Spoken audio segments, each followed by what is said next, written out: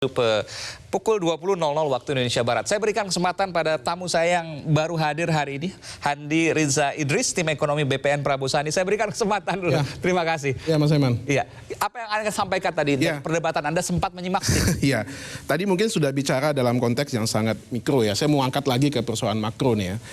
Jadi kalau kita lihat apa sih yang menjadi ukuran atau indikator perekonomian itu bisa dikatakan mencapai target atau sasaran atau tidak. Sebenarnya kan pemerintah juga sudah punya satu alat indikator yang mungkin bisa kita bandingkan ya. Apa itu? RPJMN misalkan. Oke. Ya, RPJMN 2000 Rencana Pembangunan Jangka Menengah ya 2015 sampai 2019. Ini kan merupakan manifestasi daripada visi misi presiden ya yang kemudian dielaborasi oleh Bappenas sehingga muncullah indikator-indikator yang ada. Saya sudah coba lihat dan coba sedikit coret-coret. Saya membuat ada sekitar 15 indikator yang terdapat dalam RPJMN itu dan ternyata hampir semuanya tidak mencapai target.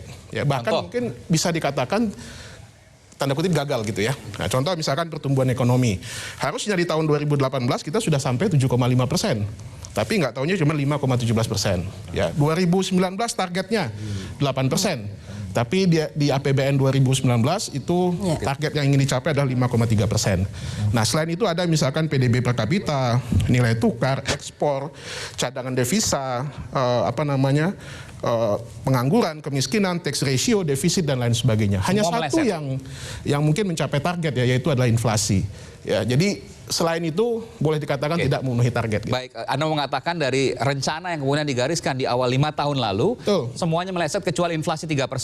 Ya. Jadi saya harus tanyakan ke Mbak Deni karena Mbak Deni yang cukup bertanggung jawab di sini ada Deputi 3 KSP. Silakan Mbak Deni menjawab pertanyaan. Jadi begini, RPJMN itu disusun bersama-sama antara Bappenas sebagai teknokrat pemerintah perencana dan presiden terpilih. Pada saat itu konteksnya adalah penyusunan awal tahun 2014. Mari kita, dan saya perlu sampaikan bahwa ekonom bukan peramal, ilmu ekonomi juga bukan ilmu nujum. Apa yang kita rencanakan itu dipengaruhi oleh konteks dan trajektori apa yang terjadi pada saat itu. Karena itu kita optimis pada saat itu adalah angka-angka pertumbuhan ekonomi tinggi. Kenapa begitu? Tadi sudah sempat saya singgung. Pertumbuhan ekonomi global 5 tahun pada saat zaman Pak SBY itu hampir 4%. Sekarang saja itu sekitar 3,3%. Jadi turun sangat signifikan. Yang kedua, pertumbuhan ekonomi Cina sekarang tinggal 6,6%. Awalnya itu 10%, 9,5% dan seterusnya. Suku bunga Amerika tadi 0,25%, 0 sampai 0,25. Sekarang sudah 2,5%. Jadi itu ada konteks ekonomi global yang berubah. Harga komoditas juga demikian. Pada saat tahun 2015 tidak ada satu orang pun, satu institusi pun yang bisa meramalkan bahwa harga komoditas akan anjlok sangat signifikan. Itu berpengaruh dengan keseluruhan ekonomi Indonesia. Anda mengatakan walaupun tidak tercapai targetnya pada RPJMN, tapi masyarakat happy, masyarakat senang. Sebentar, saya pikir saya hanya ingin supaya fair. Ini pertanyaan simpel. Sebentar, supaya fair, yaitu apa? Bagus. Kalau kita melihat 5 tahun yang lalu, Pak SBY pun juga tidak mencapai target sama sekali. Mohon maaf. Karena apa? Pada tahun 2014 itu di dalam RPJMN juga itu disampaikan bahwa 2014 targetnya adalah 7%. Tapi realisasinya 5,02. Ekonomi kita itu sudah trennya menurun sejak 2011. Lihat data. Jadi jangan saya hanya mengharapkan bahwa ekspektasinya harus pas. Yang kedua, dokumen perencanaan yang bagus itu adalah APBN dan RKP karena itu disusun tiap tahun. Sehingga itu kemudian lebih memasukkan konteks yang dihadapi pada saat itu.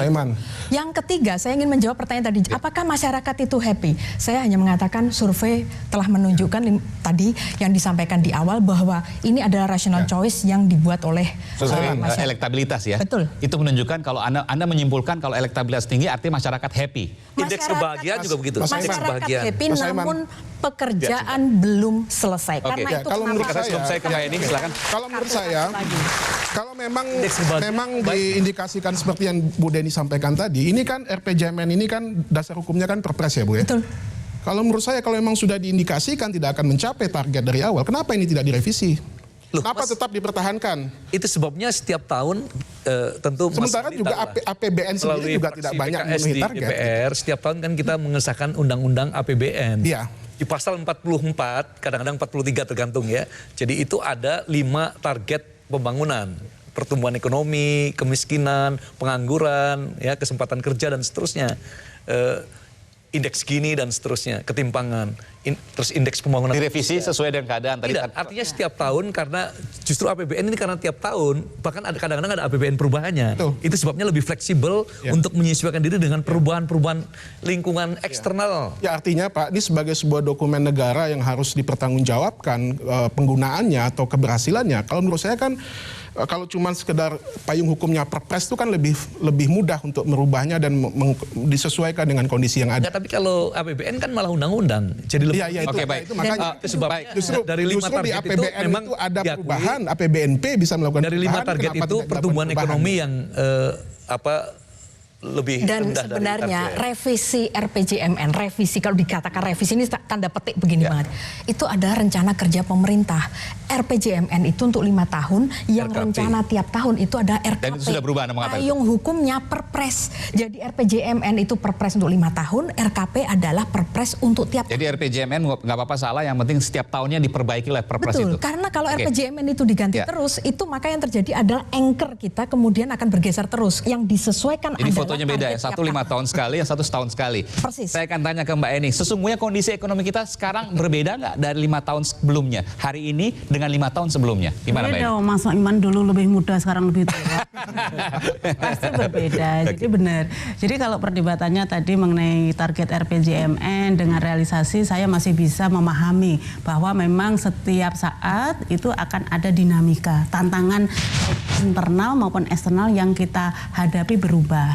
Sehingga kalau katakanlah target yang ada di RPJMN itu tidak sama dengan yang terrealisasi, sebenarnya oke, masih dipahami. Tetapi saya agak menarik tadi yang disampaikan Bu Deni mengenai pertumbuhan ekonomi kita yang 5%. Jadi dan inflasi memang terendah, ya. 3% sepanjang sejarah Republik Indonesia. Bisa jadi, saya nggak ngetres Harus cek keseluruhan ini. Tetapi kalau pertumbuhan, demikian juga. Jadi historical pertumbuhan ekonomi Indonesia itu kalau kita track sampai beberapa puluh tahun yang lalu, memang jarang sekali di bawah 5%. Nah, oleh karenanya memang di kalangan Sementara sekarang 5%. di kalangan akademisi itu selalu bilang bahwa pertumbuhan ekonomi di Indonesia 5% itu relatif itulah pertumbuhan natural, pertumbuhan alamiah gitu kan. Alamiah itu artinya apa?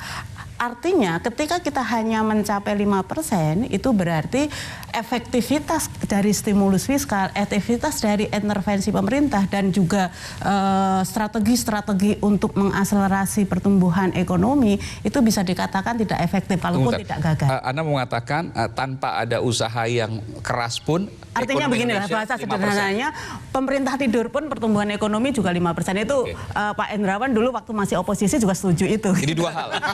Tapi saya harus simpulkan dulu. Jadi dua hal. Yang pertama pertumbuhan ekonomi termasuk yang terendah mungkin dalam sepanjang sejarah 5%. Enggak, bukan terendah. Jadi average pertumbuhan ekonomi Indonesia itu memang di kisaran minimal gitu, di kisaran 5%. Kisaran 5%. Dan menurut Anda itu pemerintah tadi tidur pun tetap 5% dari ekonomi. Karena size ekonomi kita memang yang memungkinkan pertumbuhan ekonomi Indonesia itu mestinya memang harusnya di atas 5%. 5%. Tapi inflasinya juga betul Anda akui bahwa inflasi terendah sepanjang sejarah Republik Indonesia. Tapi jangan lupa Mas Iman, tadi kan Bu Deni juga katakan bahwa ini terjadi penurunan pertumbuhan ekonomi global. Nah, sehingga kalau kita lihat tren inflasi global pun gitu, dan apalagi inflasi di negara-negara tetangga kita, itu memang semuanya di kisaran di bawah 3%. Jadi ini inflasi yang rendah di Indonesia itu memang bukan eksklusifisme Indonesia. Jadi semua negara mengalami inflasi yang rendah. Itu yang kalau kita berbicara ini ya. Ada apa itu? Kok semua negara bisa, kalau pertumbuhan rendah karena ada gejolak ekonomi, kalau inflasi rendah? Jadi inflasi itu kan hubungan antara permintaan dan penawaran. Nah, ketika ekonomi itu cenderung melambat turun, itu kan artinya permintaan apa? Turun kan? Kalau permintaan turun, otomatis harga-harga juga cenderung turun. Nah, oleh karenanya tadi rentetannya tidak hanya harga-harga barang konsumsi, tetapi harga komoditas kita ini juga relatif mengalami penurunan yang sangat signifikan. Nah, itu yang menyebabkan ekspor kita mengalami juga stagnasi karena ekspor kita kan mayoritas masih sangat tergantung kepada harga komoditas gitu. Nah oleh karenanya sebenarnya saya nggak mau berdebat itu, tetapi sebenarnya yang masyarakat ingin tahu betul gitu kan, ini kan kita harus mulai beranjak bagaimana kita memperbaiki kualitas dari pertumbuhan ekonomi kita ke depan.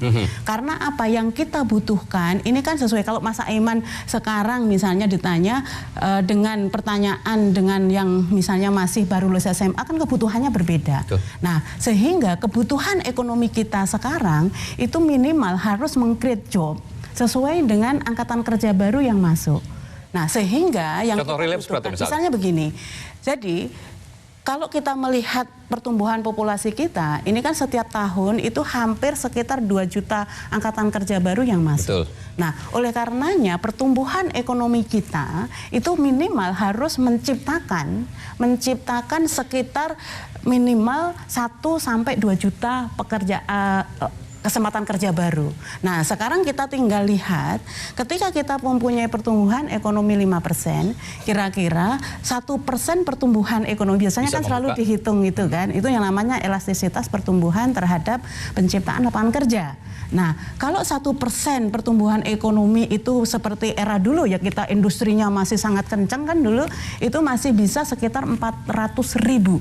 Nah, sehingga 5% itu bisa menciptakan 2 juta gitu kan. Tapi karena pertumbuhan ekonomi 5% maka tidak bisa seperti itu. Tapi ada juga pertanyaan, dari mana kemudian diklaim oleh TKN, dan memang betul sesuai dengan data Badan Pusat Statistik bahwa angka kemiskinan menurun sepanjang sejarah di bawah 10%. Terendah sepanjang sejarah. Iya, walaupun angkanya masih 25 juta. Umur saya juga tertua selama saya hidup, Prof. Sama itu. Jadi apa yang Anda sampaikan di situ? Artinya begini, jadi kalau tidak pertumbuhan ekonominya stagnan, tapi kok bisa menurunkan kemiskinan? Di mana logikanya? Kemiskinan absolut. Jadi kemiskinan absolut itu kemiskinan yang diukur dari orang yang berada di garis kemiskinan dan yang di atas garis kemiskinan. Jadi kalau misalnya itu kan kalau BPS mengukurnya 2.000 kalori, 2.100 kalori per bulan. Nah, ketemulah maka garis kemiskinannya itu sekitar sekarang mungkin rata-rata itu sekitar 300 sekian, ya katakanlah 400 lah, desa kota kan agak berbeda. 400.000 rupiah per bulan. Per kapita. Per kapita. Itu garis batas kemiskinan. Ya, kalau orang masih sudah di atas 400.000 itu sudah tidak tergolong kepada orang miskin. Makanya berbagai macam tadi kebijakan afirmatif dari pemerintah, misalnya ada Rastra, ada PKH segala macam. PKH itu Raskin itu targetnya 15.000 rumah tangga. Rastra, sekarang Rastra namanya. Rastra. Nah, artinya kalau itu efektif saja mestinya itu sudah menopang. Menopang dari 15 juta, bukan.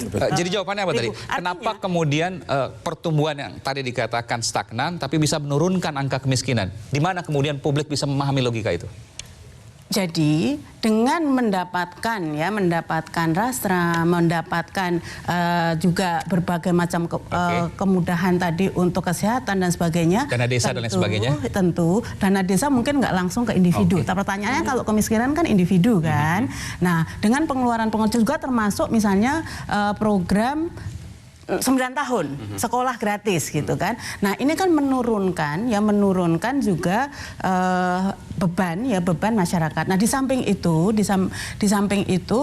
penghasilan masyarakat itu kalau tadi dengan 400.000 itu tentu dengan UMP mestinya memang tercover kalau mereka bisa mendapatkan pekerjaan. Nah, sehingga sebenarnya ini satu data, saya meyakini data-data itu masih bisa jadikan acuan gitu kan. Jadi intinya bahwa yang menjadi persoalan ini kan harus digabungkan, diintegrasikan juga dengan data-data yang lain. Katakanlah misalnya data BPS juga menunjukkan bahwa 40% terbawah itu pengeluaran terbesar bahkan mencapai 75% itu hanya habis untuk makanan. Nah, ini juga suatu yang harus benar-benar ya diperhatikan gitu. Jadi kalau bayangkan kalau 70% pengeluaran atau pendapatan mereka hanya bisa untuk mencukupi kebutuhan makan sangat saja, rentan, maka bagaimana kualitas hidup yang lain? Gitu. Oke, baik.